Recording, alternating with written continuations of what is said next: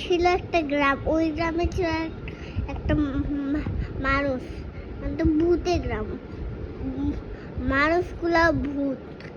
তারপরে একদিন একটা ছেলে যখন যাচ্ছিল, ও ছেলেটা ভূত।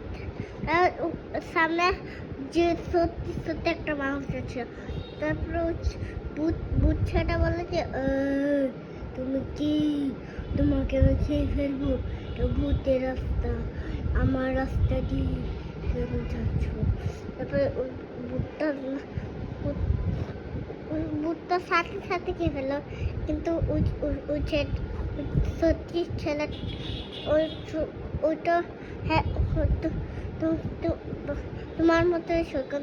তো দুজন যাচ্ছে যখন, হ্যাঁ, তখনই ভূতটা খেয়ে ফেললো, না কথা বললো। হ্যাঁ, তারপরে যখন ভূতের বাবা আসতে বলেছে, ওই ভূত ভূত বাচ্চা, তুমি এটা কেন করলে? কোনো মানুষকে খেতে হলে কোনো কথা বলবেন, তারপরে বাড়ি ফিরে চলে যাবে, এটাই তো ভালো।